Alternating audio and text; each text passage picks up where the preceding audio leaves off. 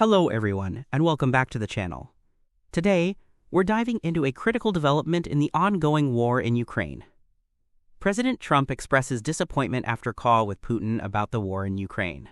Ukraine has endured a difficult night, as the Ukrainian Air Force announced that Russia carried out its largest drone and missile attack to date.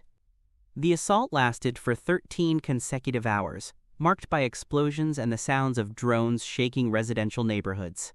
According to the Ukrainian military, Russia launched nearly 540 attack drones, along with 11 ballistic and cruise missiles, forcing thousands of civilians to spend the night in shelters, subway stations, and underground parking garages. The mayor of Kyiv confirmed that at least 23 people were injured in this heavy bombardment. This escalation coincided with an announcement by the Ukrainian president that a U.S. company will produce hundreds of thousands of drones this year to bolster the country's defense capabilities.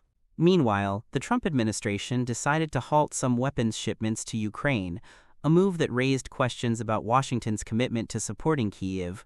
In statements following these developments, President Trump explained that he planned to speak again with Ukrainian President Volodymyr Zelensky the following morning.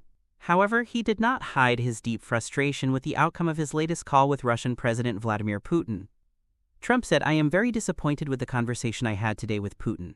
I don't think he has any intention to stop, and that's too bad. This is Biden's war. It wouldn't have happened if I were president." According to Russian state media, Trump made no real progress toward a ceasefire during this extended call, despite repeating his demand to end the war as soon as possible.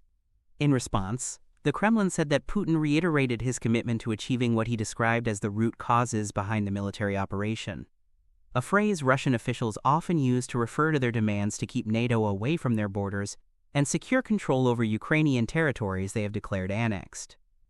CNN reporters noted that the White House did not issue any official statement clarifying the call's details. President Trump, in brief comments to journalists, confirmed he discussed several topics with Putin, including the situation in Iran and the war in Ukraine, adding that he was not satisfied with how things were going. When pressed by reporters on whether any progress had been made toward a ceasefire, Trump replied bluntly, "We didn't make any progress." Separately, CNN reported that this was the sixth known call between Trump and Putin since Trump took office. Yet none of these conversations have yielded any tangible results. On the contrary, Russia has intensified its military strikes on Ukraine and remained determined to pursue its objectives. Explaining Moscow's stance, a senior Kremlin aide revealed that Putin made it clear during the call that Russia would continue to work toward eliminating the real causes behind the conflict, signaling his refusal to back down or offer concessions, an approach completely at odds with U.S. demands for an immediate end to military action.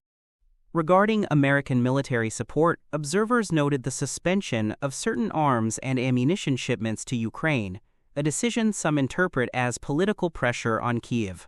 But experts warned that this freeze could weaken Ukraine's ability to defend itself. In interviews with CNN, analysts argued that if Trump were serious about pressuring Putin, he would have announced new economic sanctions or increased military aid, none of which has happened. Instead, Trump continued to criticize the Biden administration, claiming that the U.S. had emptied out its arsenals to support Ukraine, statements experts described as inaccurate, since weapons withdrawn from American stockpiles are being replaced with more advanced systems. In the end, analysts believe Trump entered office assuming he could end the war simply by speaking directly with Putin. But the reality on the ground shows that Russia will not stop its aggression unless it faces serious military and economic pressure. Many warn that continued suspension of arms shipments, combined with the absence of new sanctions, could leave Ukraine in an extremely vulnerable position in the coming months. If you'd like to stay updated on the latest developments in this complex crisis, don't forget to subscribe to the channel and turn on notifications so you never miss a video.